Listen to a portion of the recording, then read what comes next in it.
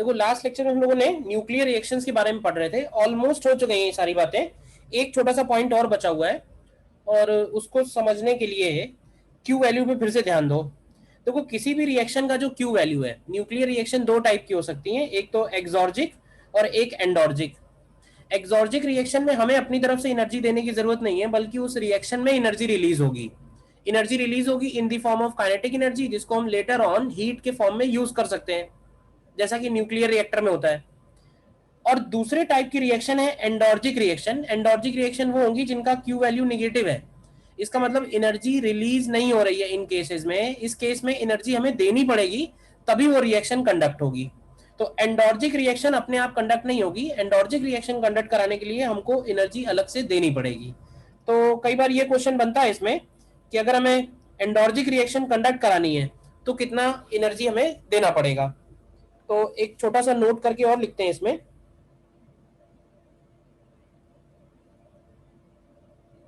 और इसमें लिखेंगे threshold energy, threshold energy required to conduct an endorgic reaction. Threshold energy required to conduct endorgic reaction. ठीक है, threshold energy के बारे में लिख देंगे, और इसमें लिख देंगे it is minimum energy, bracket में लिख सकते हैं kinetic energy, given to the incident particle, to the incident particle such that loss in kinetic energy, loss in kinetic energy can be used to conduct endorgic reaction, conduct endoergic reaction. क्यों endoergic reaction? Because उसका जो Q value है वो negative है। अब एक बात का और ध्यान देना, ये बात हम लोग पहले ही देख चुके हैं एटॉमिक कोलिजन में, कि जैसे कोई भी रिएक्शन अगर हो रही है, कोई भी कोलिजन हो रहा है इनफैक्ट, जैसे मान लेते हैं कि ये स्मॉल एम मास है और ये वी नॉट वेलोसिटी से कैपिटल एम की तरफ जा रहा है, ये हो गया इंसिडेंट पार्टिकल, ये हो गया इंसिडेंट पार्टिकल, और ये हो गया target nucleus. Incident particle and target nucleus. तो अगर ये टारगेट न्यूक्लियर रेस्ट पे है और incident particle v naught velocity से आ रहा है, तो कभी भी इस कोलिजन में सारी की सारी काइनेटिक एनर्जी लॉस नहीं होगी। किसी भी कोलिजन में कितनी एनर्जी लॉस होगी वो कैसे निकाल सकते हैं? हमारे पास कोई डायरेक्ट फॉर्मूला अवेलेबल है क्यों भाई? काइनेटिक एनर्जी मैक्सिमम लॉस का हमारे पास एक डायरेक्ट फॉर्मूला अवेलेबल है, और वो हो जाएगा half mu v relative square. तो अगर हम ये फॉर्मूला लगाएं तो म्यू की जगह हो जाएगा small m capital M upon small M plus capital M, and v relative का मतलब होगा वी नॉट माइनस जीरो का स्क्वायर। तो अगर हम ये चाहते हैं कि ये जो काइनेटिक एनर्जी का मैक्सिमम लॉस है ये क्यू वैल्यू में एकोमोडेट हो जाए, तो इसी को हम मॉड क्यू के इक्वल लिख देंगे, क्योंकि क्यू निगेटिव आएगा। तो इसमें से एक काम करो, half small m v naught square अलग कर लो, और इसके अलावा क्या बचेगा? इसके अलावा बचेगा small M upon capital M upon small M plus capital M, और ये जो वैल्यू है ये हो जाएगी kinetic energy of incident particle, और इसी काइनेटिक एनर्जी इंसिडेंट पार्टिकल को हम लोग बोलते हैं थ्रेशोल्ड एनर्जी। तो काइनेटिक एनर्जी थ्रेशोल्ड का फॉर्मूला आ जाएगा mod Q into small M plus capital M upon capital M, या इसको इस तरह से लिख लो, mod Q bracket 1 plus small M upon capital M. So this is threshold energy required to conduct an endoergic reaction. इतना और note कर लो। देखो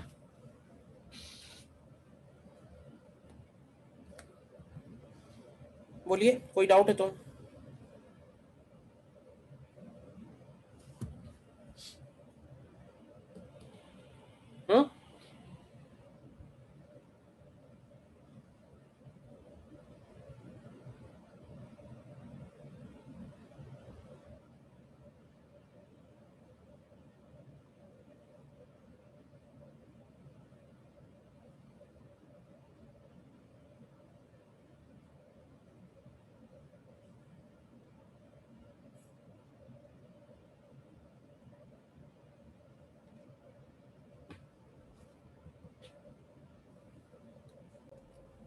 देखो इस पे बेस्ड एक क्वेश्चन दे रहा हूँ, करके देखो।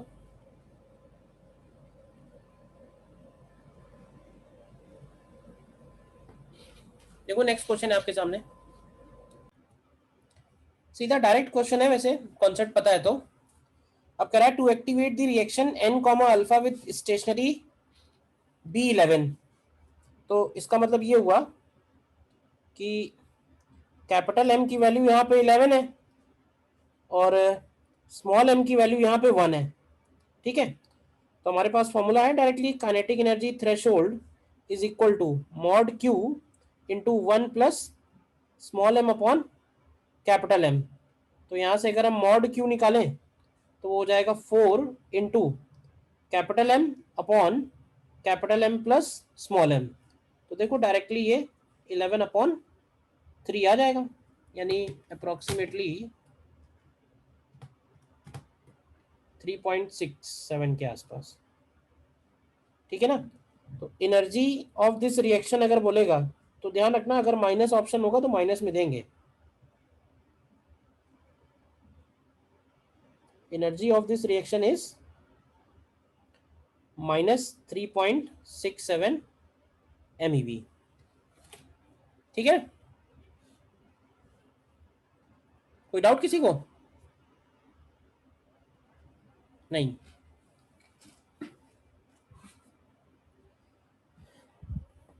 इसके बाद क्या है कि न्यूक्लियर रिएक्शंस तो इतनी हो गई, बट न्यूक्लियर में हम लोगों को दो रिएक्शंस और स्टडी करनी है जो पॉपुलर रिएक्शंस है, nuclear fission and nuclear fusion. हालांकि न्यूक्लियर फिशन और फ्यूजन इनके बारे में भी तुम्हें बेसिक आइडिया तो है, देख लेते हैं हमें क्या क्या चीजें काम आएंगी। न्यूक्लियर फिशन हम लोगों को देखना है बेसिकली यूरेनियम 235 का। फिशन का सिंपली मतलब ये है कि कोई भी न्यूक्लियस, बड़े न्यूक्लियस को हम लोग ब्रेक करके छोटे न्यूक्लियस में डिवाइड कर रहे हैं, और देखा गया है कि इस प्रोसेस में large amount of energy release होती है। तो जितने भी न्यूक्लियर रिएक्टर हैं अभी फिलहाल, उन सभी में न्यूक्लियर फिशन का रिएक्शन हो रहा है। और उसमें हम लोग देखते हैं कि एक सिंगल यूरेनियम 235 से जो एनर्जी रिलीज होती है वो अपने आप में बहुत लार्ज अमाउंट होती है। तो अगर हमारे पास 1 किलो यूरेनियम है तो उस 1 किलो यूरेनियम से हमें इतना अमाउंट ऑफ एनर्जी मिलेगा, तो कि पता चला कि 10 साल तक एक मोहल्ले की या एक शहर की लाइट चलती रहेगी। तो न्यूक्लियर रिएक्टर्स का एफिशिएंसी बहुत हाई है, बिकॉज एनर्जी रिलीज्ड पर फिशन इज वेरी लार्ज। तो उसके बारे में थोड़ा सा हमें देखना है कि क्या है बेसिक बातें। तो बेसिक तो ये है कि 92 यूरेनियम 235 में हम हिट कराते हैं इंसिडेंट पार्टिकल। इंसिडेंट पार्टिकल क्या होता है? न्यूट्रॉन। न्यूट्रॉन को एब्जॉर्ब करने के बाद ये बनाता है 92 uranium 236 which is highly unstable. और ये जो हाईली अनस्टेबल है ये ब्रेक होता है किसमें किसमें? 56 बेरियम 141 में एंड 36 क्रिप्टॉन 92 में। और इस प्रोसेस में अगर तुम बैलेंस करोगे तो इस प्रोसेस में फर्दर 3 न्यूट्रॉन्स निकलते हैं। तो ऐसे रिएक्शन को हम लोग सेल्फ सस्टेन रिएक्शन भी बोलते हैं। सेल्फ सस्टेन इसलिए कि हमें इस रिएक्शन को कराने के लिए भी न्यूट्रॉन चाहिए और इस रिएक्शन में निकल भी न्यूट्रॉन रहे, मतलब आगे रिएक्शन अपने आप हो सकती है, केवल हमें स्टार्ट करना है रिएक्शन को। ठीक है ना। जो रिएक्शन में न्यूट्रॉन्स निकल रहे हो फर्दर यूज हो सकते हैं। अब इसमें कुछ टर्मिनोलॉजीज हैं वो थोड़ा ध्यान रखो। जैसे ये जो न्यूट्रॉन है जो हम इस पे हिट करते हैं इसको बोलते हैं थर्मल न्यूट्रॉन। और थर्मल न्यूट्रॉन इसलिए बोलते हैं क्योंकि हमें ये नॉर्मल टेम्परेचर पे चाहिए होता है, बहुत हाई काइनेटिक एनर्जी का नहीं चाहिए, लो काइनेटिक एनर्जी का ही चाहिए। स्लो मूविंग न्यूट्रॉन होना चाहिए, क्योंकि अगर स्लो मूविंग न्यूट्रॉन होगा तो यूरेनियम 235 इसको आसानी से एब्जॉर्ब कर लेगा। और इसकी काइनेटिक एनर्जी का जो अप्रोक्सीमेट वैल्यू दिया होता है वो है 0.04 इलेक्ट्रॉन वोल्ट। ठीक है। इसके बाद नेक्स्ट हो गया ये टारगेट न्यूक्लियस। टारगेट न्यूक्लियस तो रेस्ट पे ही रखते हैं जिससे कि एब्जॉर्प्शन आसानी से हो। और ये एक बनता है highly unstable intermediate product. Highly unstable intermediate product. तो ये हो गए फाइनल प्रोडक्ट न्यूक्लियाई।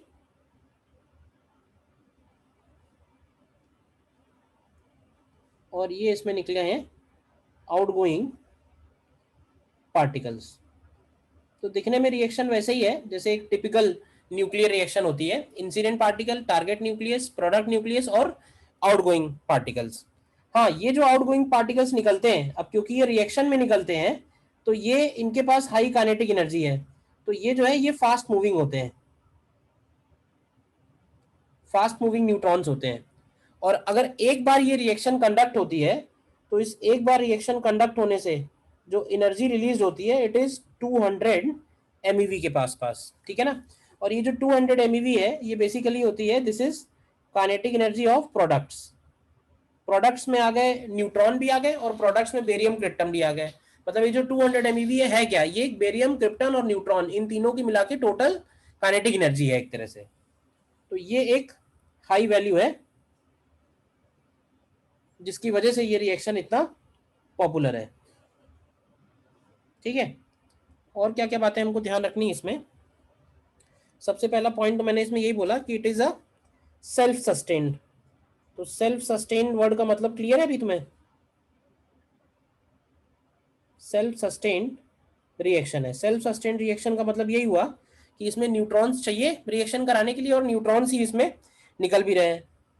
अच्छा, इसको हम लोग दोनों तरह से यूज कर सकते हैं। हम इसको कंट्रोल्ड वे में भी यूज कर सकते हैं और इसको अनकंट्रोल्ड वे में भी यूज कर सकते हैं।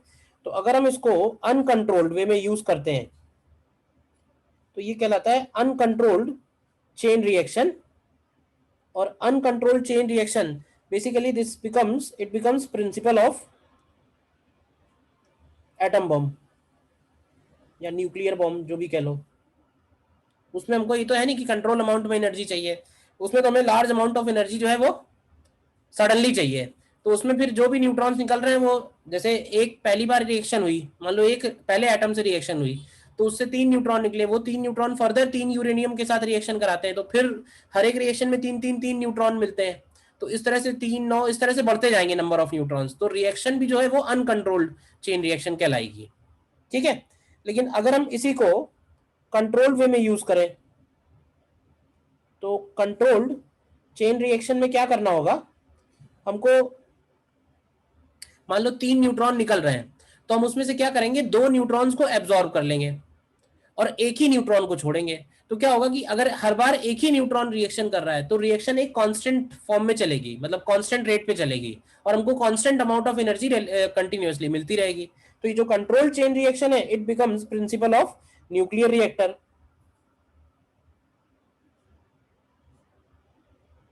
Principle of nuclear reactor. तो इसमें ये बोलते हैं कि 2 out of every 3 neutrons are absorbed, ठीक है ना। और इनका एब्जॉर्प्शन होता है, कौन एब्जॉर्ब करता है, तो ये बेरियम एंड कैडमियम रॉड्स जो हैं ये न्यूट्रॉन एब्जॉर्बर का काम करेंगी। तो ये न्यूट्रॉन्स एब्जॉर्ब कर लेंगी तो उस केस में एक ही न्यूट्रॉन बचेगा।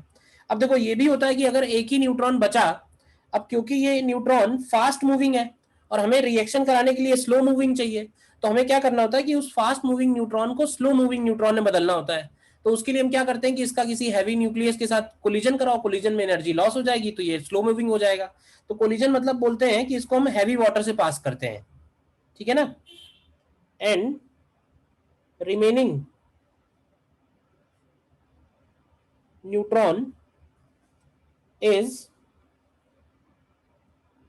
passed through hydrogen rich material। Hydrogen rich material मतलब बेसिकली हम लोग हैवी वाटर यूज करते हैं, heavy water to slow down,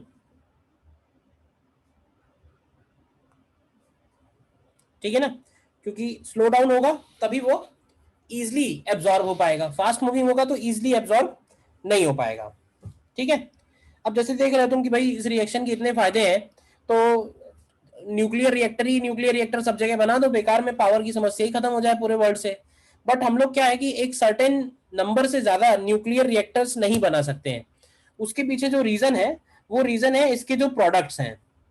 ये जो प्रोडक्ट्स बनते हैं ये कोई मामूली प्रोडक्ट्स नहीं है, ये हाईली रेडियो एक्टिव प्रोडक्ट्स होते हैं, मतलब ये स्टेबल नहीं है। तो क्या होता है कि ये स्टेबल में कन्वर्ट होते हैं, और स्टेबल में कन्वर्ट होने के लिए alpha beta gamma rays emit करते हैं। तो अल्फा बीटा तक तो ठीक है, लेकिन जो गामा रेज हैं दे आर वेरी हार्मफुल, क्योंकि गामा रेज समझ लो एक्सरे से भी ज्यादा एनर्जी वाली हो गई। एक्सरे की एनर्जी होती है किलो इलेक्ट्रॉन वोल्ट में, गामा रेज की एनर्जी होती है एमईवी में। तो अगर गामा रेज हमारे बॉडी पे हिट करेंगी तो बहुत सारे चेंजेस होंगे बॉडी में जो नहीं यूजफुल है। तो ऐसा नहीं कि इनको हम उठा के कहीं भी फेंक सकते हैं, रिएक्शन हो गई अभी इनकी जरूरत नहीं है, उठा के कहीं फेंक दो। तो ऐसा नहीं है, इनको हमें डिस्पोज करना पड़ता है, और इनको डिस्पोज करना भी बहुत कॉस्टली है। पता चला अर्थ के अंदर 10 किलोमीटर में जाके वहां डिस्पोज करना पड़ रहा है। फिर हर कंट्री अलाउ भी नहीं करेगी, कहाँ डिस्पोज करोगे, अपने यहाँ करोगे, दूसरे यहाँ करोगे, कब तक मतलब पुअर कंट्रीज में डिस्पोज करते रहोगे, इस तरह से चल रहा है। तो basically it is not useful. तो इसलिए न्यूक्लियर रिएक्टर्स भी बहुत ज्यादा फॉर्म नहीं हो सकते, ठीक है ना। तो इसमें बस ये लिख देना कि products form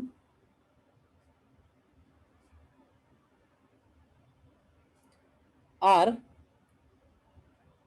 highly radioactive and they emit gamma radiation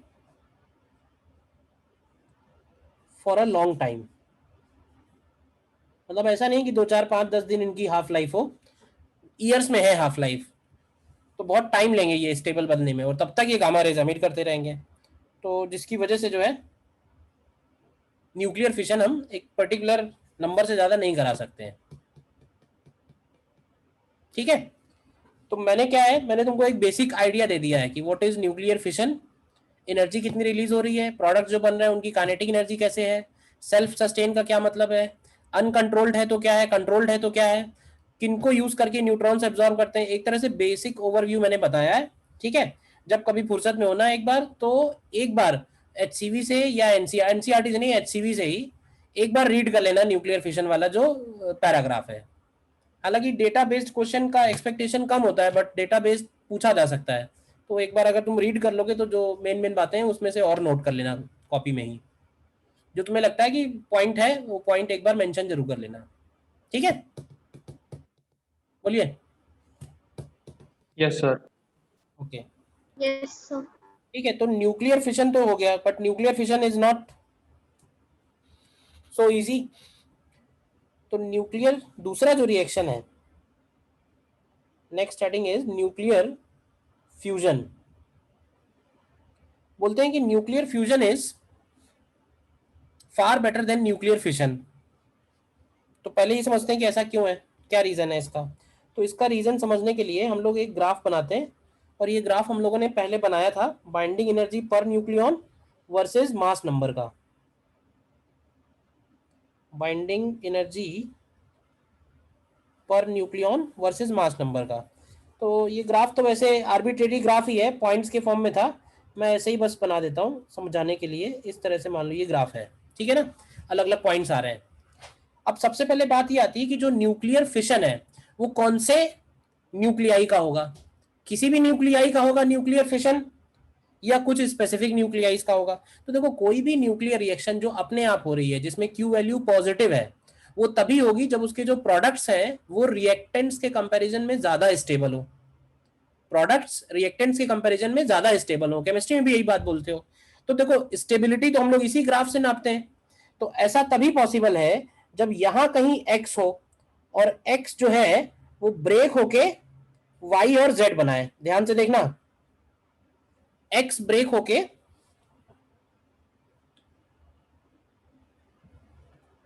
x जो है वो ब्रेक होके वाई और जेड बना रहा है। तो तुम ध्यान से देखो क्या वाई और जेड का binding energy per nucleon x से ज्यादा है ना, क्यों भाई। तो इसका मतलब है कि ये रिएक्शन पॉसिबल है। एक्स ब्रेक होगा तो उसका मास नंबर कम होगा, तो मास नंबर कम होगा यानी पीछे आएंगे। तो न्यूक्लियर फिशन जो है वो इसी रीजन में पॉसिबल है। ये जो मैंने लिखा है दिस इज न्यूक्लियर फिशन। अब बात आती है फ्यूजन कहाँ होगा। तो फ्यूजन का मतलब है कि दो न्यूक्लियाई कंबाइन होकर एक नया न्यूक्लियाई बनाए, और उस न्यूक्लियस का बाइंडिंग एनर्जी पर न्यूक्लियन ज्यादा होना चाहिए। तो वो जो न्यूक्लियर फ्यूजन है वो हमारा यहाँ कहीं पॉसिबल होगा। मतलब ऐसा हो सकता है कि ए और बी मिलके सपोज सी बना रहे हैं, ध्यान से देखो, ए और बी मिलके सी बना रहे हैं, तो ये वाला जो पार्ट है ये फ्यूजन है, क्योंकि यहां पे जब ऐड होगा तो बाइंडिंग एनर्जी बढ़ेगी। वाई और जेड फ्यूज होके एक्स नहीं बना सकते, क्योंकि एक्स तो उनके कंपैरिजन में लेस लेस स्टेबल है। तो जो फ्यूजन होगा वो इस रीजन में होगा और फिशन इस रीजन में होगा, और इस रीजन में तो कुछ भी नहीं होगा, ना तो फिशन होगा ना ही फ्यूजन होगा, क्योंकि वो ऑलरेडी मोस्ट स्टेबल वाली कैटेगरी है। समझ में आई बात? कोई भी रिएक्शन अपने आप तभी होगी, पॉजिटिव क्यू वैल्यू तभी मिलेगा जब उसके प्रोडक्ट्स रिएक्टेंट के कंपैरिजन में ज्यादा स्टेबल होंगे। अब बात आती है, ठीक है, फ्यूजन यहाँ है, फिशन यहाँ है, तो फ्यूजन जो है वो फिशन से बेटर क्यों है? तो उसका एक रीजन तो है बाइंडिंग एनर्जी पर न्यूक्लियॉन का जो गैप है। जब हम न्यूक्लियर फिशन देख रहे हैं तो गैप ऑफ बाइंडिंग एनर्जी पर न्यूक्लियॉन जो आता है, इट इज अप्रोक्सीमेटली 0.8 MeV पर न्यूक्लियॉन। और हमको ये बात मालूम है कि क्यू वैल्यू बाइंडिंग एनर्जी पे डिपेंड करती है। प्रोडक्ट्स की बाइंडिंग एनर्जी जितनी ज्यादा होगी, यानी वो जितने ज्यादा स्टेबल होंगे, क्यू वैल्यू भी उतनी ज्यादा होगी। तो यहाँ पे जो गैप आता है इस तरफ, यानी फिशन में जो एक्स और वाई बन रहे हैं या जेड बन रहे हैं, यहाँ पे अप्रोक्सीमेटली जो गैप है इनके बाइंडिंग एनर्जी पर न्यूक्लियॉन का, दिस गैप इज 0.8 MeV। लेकिन यहाँ पे जब हम लोग गैप स्टडी करते हैं, पता चला तो ये जो गैप आता है, this gap is around 4 MeV। Gap of binding energy पर न्यूक्लियॉन इज 4 MeV। तो इसका मतलब है कि फ्यूजन में पर न्यूक्लियॉन जो एनर्जी रिलीज होती है वो फिशन से कहीं ज्यादा है।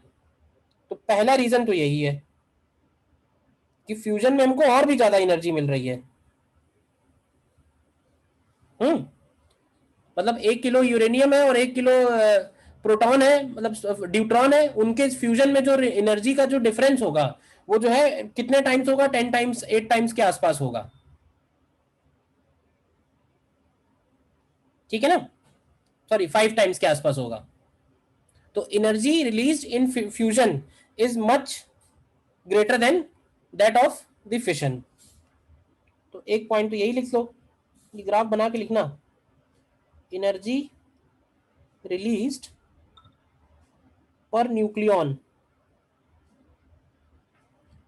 in case of fusion is much greater than that of fission। ये बताओ पहले, ये जो पॉइंट मैंने लिखा है ये क्लियर है, फिर आगे बढ़े।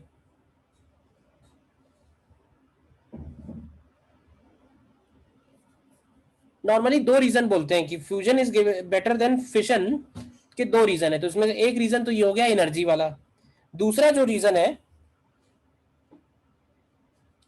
वो ये, जैसे फिशन फ्यूजन रिएक्शन लिखे अगर, तो 1D2 कंबाइन होके सपोज बना रहे हैं 2He3 और इसमें एक न्यूट्रॉन निकल रहा है, इसको हम लोग ड्यूट्रॉन ड्यूट्रॉन साइकिल बोलते हैं। ड्यूट्रॉन ड्यूट्रॉन कंबाइन होके अल्फा बना रहे हैं, और इस प्रोसेस में जो एनर्जी रिलीज हो रही है वो हम उसको यूज कर सकते हैं। अच्छा, दूसरी जो खास बात है यहाँ पे वो ये है कि इसमें जो प्रोडक्ट बन रहे हैं ना वो नॉन रेडियो एक्टिव है, और मुझे लगता है कि ये ज्यादा इंपॉर्टेंट है। मतलब बेटर बोलने में, एनर्जी तो ऑलरेडी फिशन में भी ज्यादा है, फ्यूजन में भी ज्यादा है, फ्यूजन में बहुत ज्यादा है, but energy is not the point. Point ये है कि इसके जो प्रोडक्ट्स हैं वो नॉन रेडियो एक्टिव है, यानी वो किसी भी तरह का कोई भी गामा रेज एमिट नहीं करते हैं। तो इससे अच्छी बात क्या है, इसको कहीं भी डिस्पोज कर सकते हैं बाकी कूड़े की तरह। ठीक है ना, तो it is they are not gamma emitters. तो ये इसका ज्यादा फायदे वाली बात हुई। तो फिर जब फायदा ही फायदा है तो फिर प्रॉब्लम क्या है, तो प्रॉब्लम भी समझना। देखो प्रॉब्लम ये है, हम लोग ये चाहते हैं कि ये दोनों ड्यूट्रॉन फ्यूज होके हीलियम बनाए। कहने का मतलब है कि दोनों के न्यूक्लियस कंबाइन हो। अब ध्यान से समझना, न्यूक्लियस न्यूक्लियस कंबाइन होने का मतलब ये हुआ कि दोनों न्यूक्लियस के बीच में न्यूक्लियर फोर्स लगने लगे, और न्यूक्लियर फोर्स लगेगा तो वो कंबाइन हो जाएंगे। अब तुम मुझे बताओ कि न्यूक्लियर फोर्स दो न्यूक्लियाई के बीच में या दो न्यूक्लियॉन्स के बीच में कब लगता है? उनके बीच का सेपरेशन क्या होना चाहिए? क्यों भाई, अगर हम चाहते हैं कि न्यूक्लियस न्यूक्लियस कंबाइन होके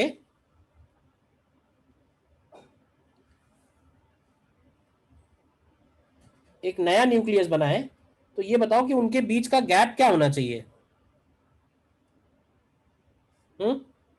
कौन से ऑर्डर का होना चाहिए? तो हम ऐसे बोल सकते हैं कि बीच का जो डिस्टेंस है वो होना चाहिए किस ऑर्डर का?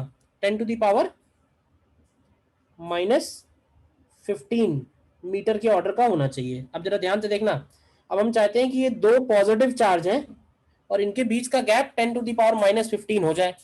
तो हमने क्या कर सकते हैं? तो थ्योरेटिकली अगर स्टडी करें तो हम ऐसे बोलते हैं कि दोनों को V0 वेलोसिटी देते हैं, ठीक है, और शुरू में इनके बीच में सेपरेशन लार्ज है और बाद में इनकी वेलोसिटी कम होती जाएगी और इनके बीच का गैप बढ़ता जाएगा। तो जरा निकालें कि कितनी वेलोसिटी पे ऐसा होगा। तो अगर हम सिंपली एनर्जी कंजर्वेशन लगाए तो ऐसे लिख सकते हैं क्या कि 2 times half m v naught square should be equal to 1/4 pi epsilon naught into Q1 Q2 upon R, और R की जगह हम लोग 10⁻⁻15 लिख देंगे। अब देखो, अगर हम इस ड्यूट्रॉन की एनर्जी को, काइनेटिक एनर्जी को टेम्परेचर से रिलेट करें, क्योंकि टेम्परेचर बढ़ेगा तो उनकी भी एनर्जी बढ़ेगी, और टेम्परेचर से रिलेट करने के लिए अगर हम इसको 3/2 kT लिख दें, जैसे गैस मॉलिक्यूल की लिखते हैं, तो यहां से जो टेम्परेचर निकल के आता है वो आता है 10⁸ केल्विन। अब यही सबसे बड़ी समस्या है, 10⁸ केल्विन का जो टेम्परेचर है। अब ऐसा तो है नहीं कि लैब में अचीव हो जाएगा, बट ये रिएक्शन इसी टेम्परेचर पे होगी। तो क्वेश्चन ये हुआ कि भाई इतना टेम्परेचर कैसे मेंटेन किया जाए? तो फिर फिशन के ऊपर पहुंचे। फिशन में क्या होता है कि फिशन में जब एनर्जी रिलीज होती है, high amount of energy release होती है कि टेम्परेचर इस ऑर्डर का पहुंच जाता है। तो ये आइडिया लगाया गया कि अगर हम शुरू में फिशन करा दें, एक बार वो टेम्परेचर अचीव हो जाए, उसके बाद फ्यूजन शुरू हो जाएगा, तो ये बात बन जाएगी। तो ये भी बात सही है, फिशन करा के हम फ्यूजन रिएक्शन स्टार्ट कर सकते हैं। लेकिन प्रॉब्लम अभी क्या आ रही है, अभी फ्यूजन पे रिएक्टर्स नहीं बने, रिसर्च चली रही है अभी भी, आज भी। प्रॉब्लम ये है कि हम कोई ऐसा वेसल या ऐसा कोई बाउंड्री या ऐसा कोई कंटेनर नहीं डिजाइन कर पाए जिसके अंदर ये रिएक्शन होती रहे, मतलब कि कन्फाइंड हो जाए उतने वॉल्यूम में, बाहर नहीं जाए उसकी एनर्जी। तो अभी भी इसमें चल रही है रिसर्च। अगर सक्सेसफुल हो गया तो फिर क्या है, फिर तो बढ़िया ही है, ठीक है ना। फिर क्या होगा कि कार जो है न्यूक्लियर रिएक्टर के साथ ही आया करेगी, एक बार खरीद लो, जिंदगी भर कोई फ्यूल डालने की जरूरत नहीं है, ठीक है ना। तो जो मेन मेन बातें हैं वो मैंने तुमको बता दी हैं, एक बार आप बुक से रीड जरूर कर लेना, तो और थोड़ी एक दो बातें पता चल जाएंगी, ठीक है। बोलिए।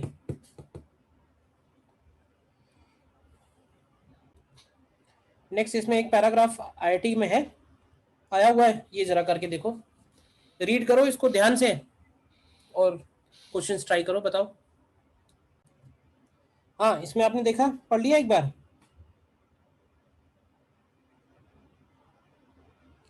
तो मेरे ख्याल से 11th क्वेश्चन का जवाब इसी के अंदर ही कहीं लिखा हुआ है, क्यों भाई?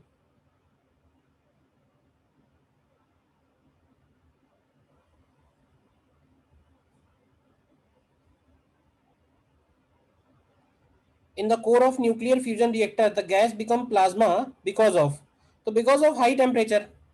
तो ए पार्ट 11 तो क्लियर है, सीधा सीधा डी ऑप्शन। फिर 12th के लिए क्या करेंगे? 12th में कह रहा है कि हर एक का काइनेटिक एनर्जी अगर 1.5 kT है और फाइनली उनको ज्वाइन होने के लिए उनके बीच में कितना डिस्टेंस होना चाहिए? तो उनके बीच में सेपरेशन होना चाहिए 4 × 10⁻⁻15। तो यहाँ से तुम्हें निकाल लो, 12th वाला सॉल्व करना पड़ेगा थोड़ा सा। तो इसके लिए हम लोग ऐसे बोल सकते हैं 3 kT is equal to 1/4 pi epsilon naught into E² upon R, और यहाँ पे R का वैल्यू दिया हुआ है 4 × 10⁻⁻15 मीटर। तो यहाँ से टी निकाला किसी ने, कितना आता है? क्यों भाई, टी की वैल्यू ये आ रहा है लेकिन सर उसमें 10⁻10 आ रहा है। E², अच्छा रुको देखते हैं, E²/4 पाई एप्सिलॉन नॉट की वैल्यू तो पहले ही दी हुई है हमको ऑलरेडी, 1.44 एक्सपोनेंशियल -9, ठीक है, and divided by R 4 exponential -15, तो ये इलेक्ट्रॉन वोल्ट में आएगी, तो इसमें डायरेक्टली डिवाइड कर दो। के का के भी इलेक्ट्रॉन वोल्ट में दिया हुआ है, कांस्टेंट ऑलरेडी दिए हुए हैं, मोस्टली क्वेश्चन में ऐसा रहता है। तो ये टी की वैल्यू क्या आ रही है, एंड डिवाइडेड बाई 3, तो ये 1.39 इंटू 10⁹ आ रहा है। यस। ये ऑप्शन आ रहा है ना, ठीक है। और एक और क्वेश्चन है 13 नंबर, देखो 13 और देखो,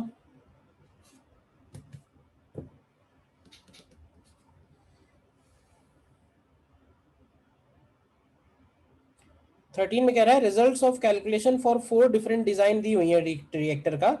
तो इसमें से पूछा हुआ है कौन सा वैल्यूज जो है वो मोस्ट प्रॉमिसिंग है based on Lausanne criteria. Lausanne criteria हमें लास्ट में दिया हुआ है, देखो क्या कह रहा है, if n is the density of deuterons, the product n into T naught is called Lawson number. In one of the criteria, the reactor is termed successful if the Lawson number is greater than 5 into 10⁻14, and T naught जो है वो time है, ठीक है। तो basically सभी में multiply करके देख लो किस केस में 5 into 10⁻14 से ज्यादा आएगा, तो भाई इसमें आएगा 13 में n into T naught should be greater than 5 into 10⁻14। कौन सा करेक्ट है इसमें से? B option. बी ऑप्शन, ठीक है, ठीक है ना। तो ऐसा कुछ नहीं है, कोई प्रीवियस नॉलेज की जरूरत नहीं पड़ी इसमें। हालांकि क्वेश्चन में जैसा जैसा लिखा हुआ है पैराग्राफ में वैसे वैसे हम पढ़ते जाएं तो भी हो जाएगा ना।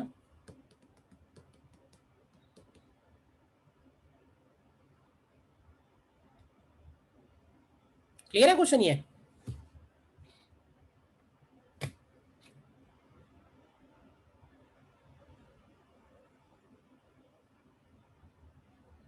ठीक है, तो न्यूक्लियर फिजिक्स में इतना ही है। नेक्स्ट आगे बढ़ते हैं, फिर हमारा लास्ट टॉपिक जो है रेडियो एक्टिविटी। और रेडियो एक्टिविटी में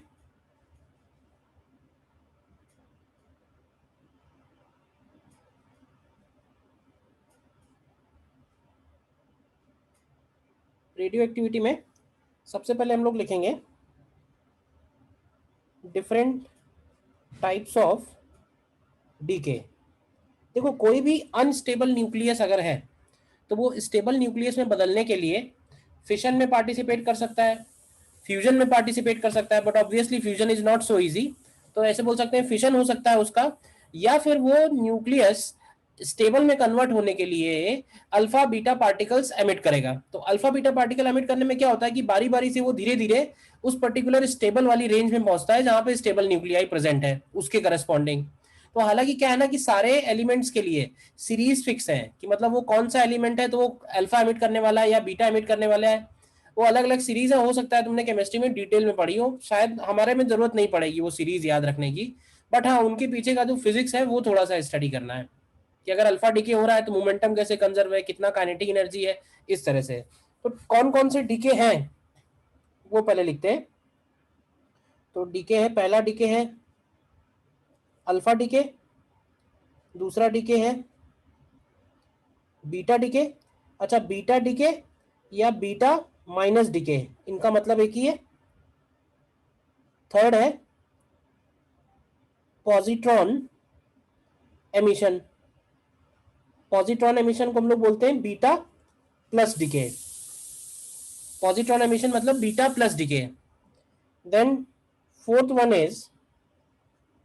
one is called K capture, देखेंगे इसको। And fifth is gamma decay. तो देखो alpha decay, beta decay, positron emission और के कैप्चर, इन चारों में तो क्या होता है कि न्यूक्लियस का कन्फिग्रेशन चेंज होता है, प्रोटॉन न्यूट्रॉन के नंबर में चेंज आता है तो न्यूक्लियस चेंज होता है। लेकिन जो गामा डीके है, गामा डीके सिंपली ठीक उसी तरह से है जैसे एक excited hydrogen atom ground state में आने के लिए फोटोन एमिट करता है, ठीक उसी तरह से एक excited nucleus normal ground state में आने के लिए गामा रेज एमिट करेगा। They are also photons, but इन फोटॉन्स की एनर्जी एमईवी में होगी, तो इनको हम लोग गामा रेज बोल रहे हैं। तो गामा डीके से कोई भी कॉन्फ़िगरेशनल चेंज नहीं आता है। तो गामा डीके पहले लिख लेते हैं, छोटा सा है, तो इसमें लिख देंगे in gamma decay there is no change in nuclear configuration. ठीक है, आगे लिख देंगे अ हाई एनर्जी न्यूक्लियस,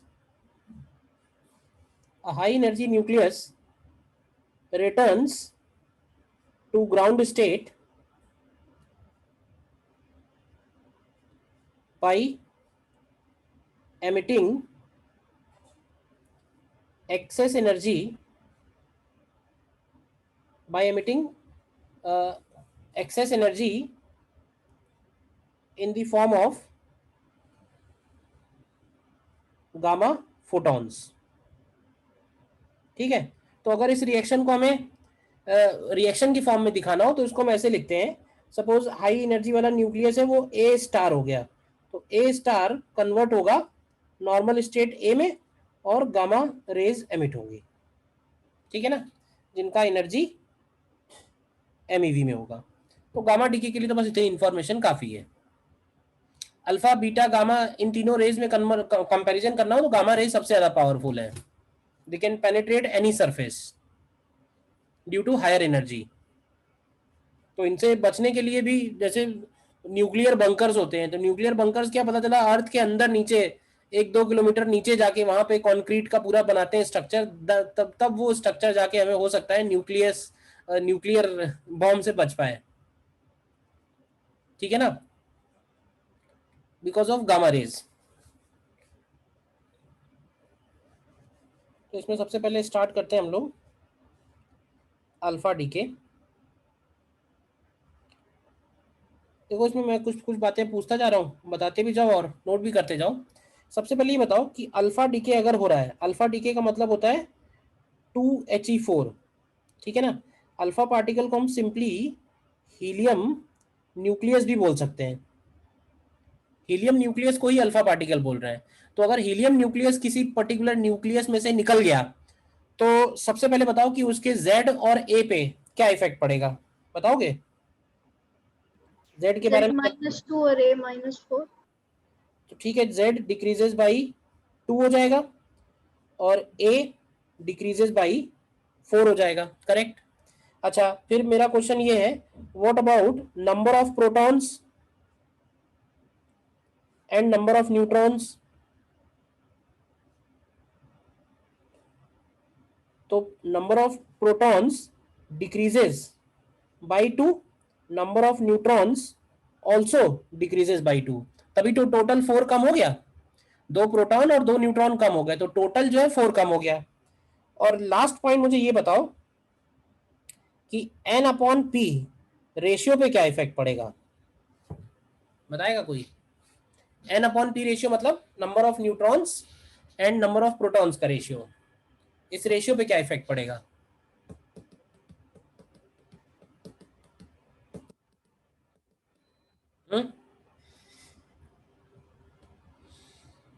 क्यों भाई?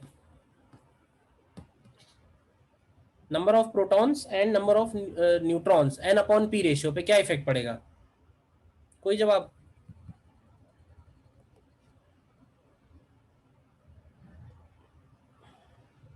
पड़ेगा या नहीं पड़ेगा?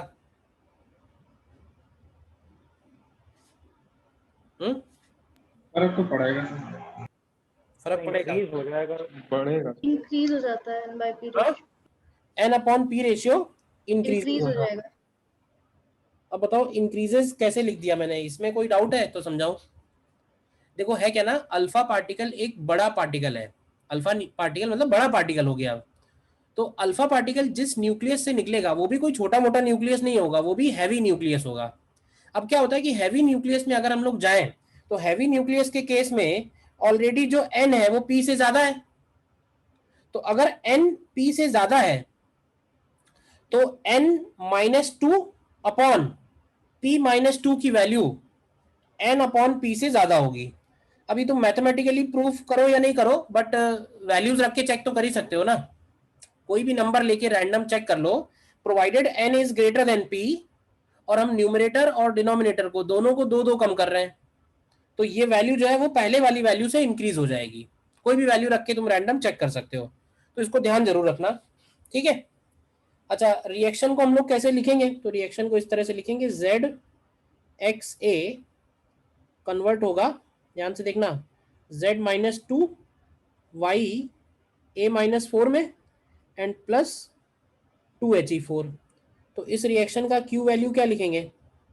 तो Q वैल्यू बन जाएगा mass of X minus mass of Y minus mass of alpha into c square. तो ये इसकी Q वैल्यू हो गई मास एनर्जी के टर्म्स में, ठीक। अच्छा, क्या Q वैल्यू को हम लोग ये भी लिखते हैं, kinetic energy of products minus kinetic energy of reactants, kinetic energy of products minus kinetic energy of reactants, ये भी लिखते हैं ना। तो सपोज अगर हम ये कर लें, ये जो X है, अगर ये, इसको बोलते हैं पेरेंट न्यूक्लियस, और ये पेरेंट न्यूक्लियस अगर रेस्ट पे है और ये कन्वर्ट हो रहा है डॉटर न्यूक्लियस Y में और अल्फा पार्टिकल में, तो ये Y हो गया डॉटर न्यूक्लियस और अल्फा पार्टिकल हो गया। तो ये बताओ, अगर ये इनिशियली रेस्ट पे है और Q वैल्यू पॉजिटिव है रिएक्शन की, तो ये जो Q वैल्यू है ये किस फॉर्म में रिलीज होगी? तो Q वैल्यू रिलीज होगी in the form of kinetic energy. तो इसका मास my है, तो ये हो सकता है इस तरफ भागे vy से, और इसका मास m अल्फा है, तो हो सकता है ये इस तरफ भागे v अल्फा से। ये बिल्कुल एक्सप्लोजन की तरह है, बात समझ में आई? तो ये बताओ कि अगर ये एक्सप्लोजन की तरह है, तो हम अगर यूजिंग मोमेंटम कंजर्वेशन लगाएं तो क्या इक्वेशन बनेगी? मोमेंटम कंजर्वेशन से क्या इक्वेशन बनेगी? क्या ये लिख सकते हैं m y v m y, alpha v alpha equals to my v y। M alpha v alpha is equal to m y v y, correct. और अगर हम इसको काइनेटिक एनर्जी के फॉर्म में लिखें तो क्यू वैल्यू को क्या लिखेंगे? क्यू वैल्यू होता है kinetic energy of products minus kinetic energy of reactant. फिलहाल इस केस में रिएक्टेंट की काइनेटिक एनर्जी जीरो है, क्योंकि रिएक्टेंट के नाम पे सिर्फ एक्स है और वो रेस्ट पे है। तो Q वैल्यू इक्वल टू लिख सकते हैं क्या, half m alpha v alpha square plus half m y v y square. अब इसमें से एक काम करो, half m alpha v alpha square अगर हम कॉमन ले लें तो क्या बचेगा? तो ये आएगा 1 प्लस, ध्यान से देखो, ये आएगा m y upon m alpha into v y square upon v alpha square. और इसमें अगर हम इक्वेशन 1 यूज करें और ये जो बाहर हमने कॉमन लिया है ये हो गया काइनेटिक एनर्जी अल्फा पार्टिकल, तो Q वैल्यू इक्वल टू बनेगा kinetic energy alpha particle into bracket 1 plus, बताओगे क्या बचेगा? अब m y v y m alpha v alpha एक तो कैंसिल हो जाएगा, और एक v y upon v alpha जो बचेगा उसकी जगह हम लोग m alpha upon m y लिख सकते हैं। तो ये m alpha upon m y बचेगा, देखो, ठीक है। तो इसको हम लोग ऐसे भी लिख सकते हैं, kinetic energy alpha particle m y plus m alpha upon m y. अब हालांकि हमको यहाँ पे रखने तो मास चाहिए, लेकिन क्योंकि y के लिए मास नंबर ज़्यादा ही होगा, 200, 201, 210 इस तरह से, तो ज़्यादा फर्क नहीं पड़ेगा कि हम 201.2 लिखें या 201 लिख दें सिंपली, ठीक है। तो काइनेटिक एनर्जी अल्फा पार्टिकल इसको लिख सकते हैं a minus 4 plus 4 and divided by a minus 4। तो एक रिलेशन हमको मिलेगा जो हमको ध्यान रखना है, जो क्यू वैल्यू और काइनेटिक एनर्जी अल्फा पार्टिकल के बीच में डायरेक्ट रिलेशन है, इट इज A/A-4। डिराइव कैसे हुआ ये देख लो, हालांकि डेरिवेशन की कोई ज़रूरत नहीं है, हमें ये फॉर्मूला ज़रूर याद रखना है। क्यू वैल्यू और काइनेटिक एनर्जी अल्फा पार्टिकल के बीच का रिलेशन है ये।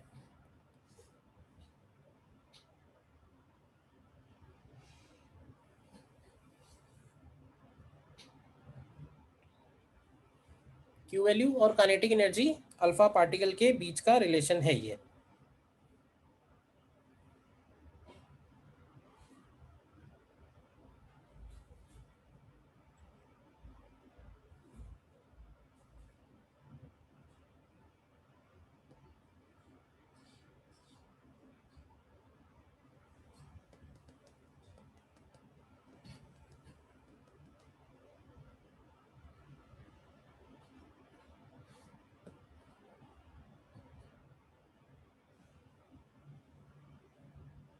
देखो नोट कर लो,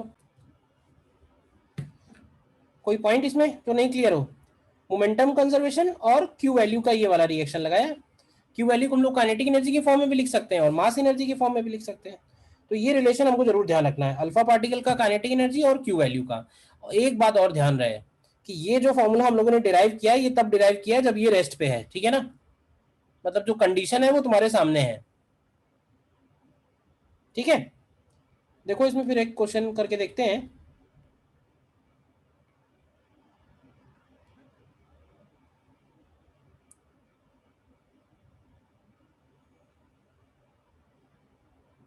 देखिए इसमें क्वेश्चन है आपके सामने।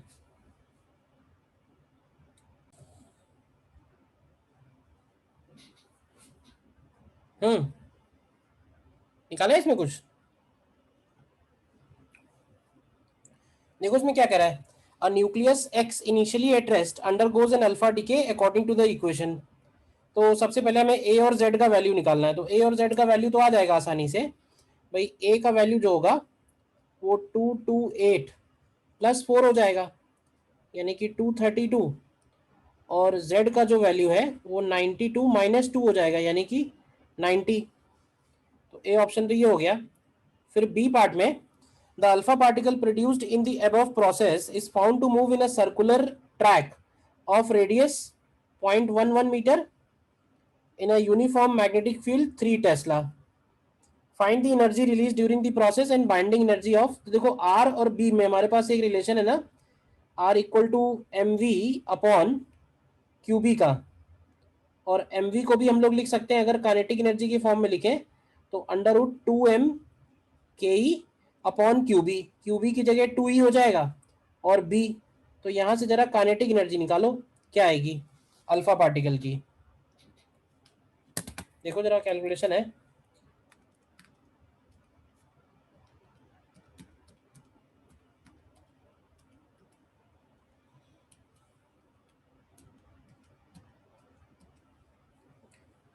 मास ऑफ अल्फा पार्टिकल की जगह हम लोग क्या ले सकते हैं, अब देखो 4 है तो 4 इंटू प्रोटॉन का मास ले सकते हैं।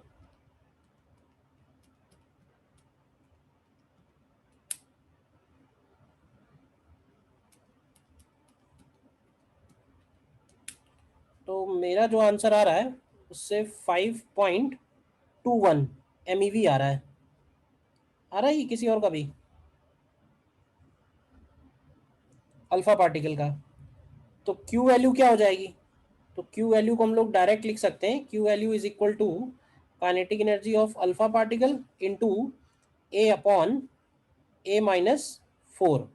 देखो तो ये हो जाएगा 5.21 into 232 upon 228।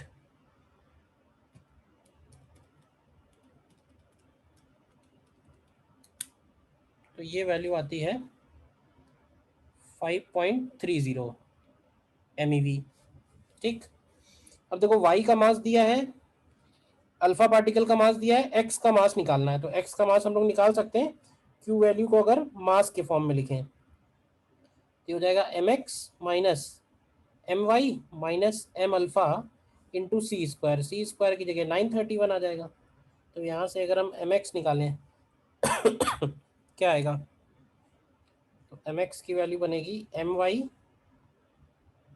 Plus m alpha and plus 5.30 upon 931।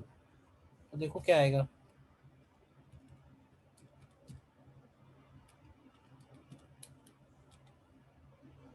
my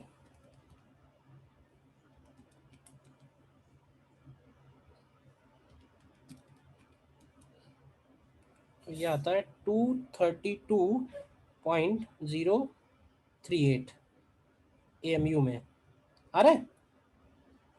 and binding energy फिर कैसे आएगी? बाइंडिंग एनर्जी ऑफ x अगर निकालना है तो ये हो जाएगा 92 mass of proton plus 232 minus 92 times mass of neutron minus mass of x into c square.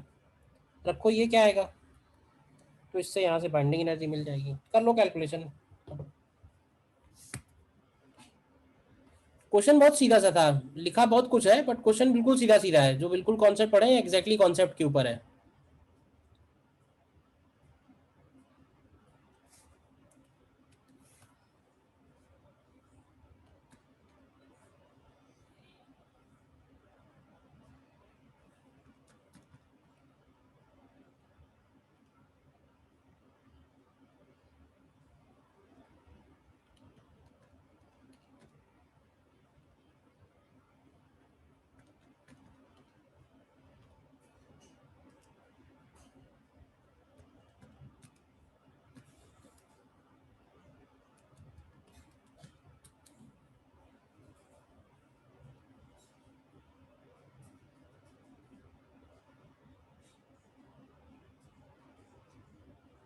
तो ये मेरा 1822.89 MEV के आसपास आता है।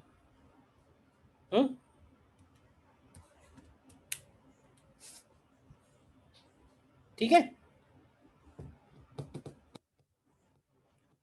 बताओ कोई स्टेप नहीं क्लियर है तो। और इसमें बीटा डीके वगैरह और बचा हुआ है, और फिर वो हाफ लाइफ वगैरह के क्वेश्चन थोड़े बचे हुए हैं। ठीक है,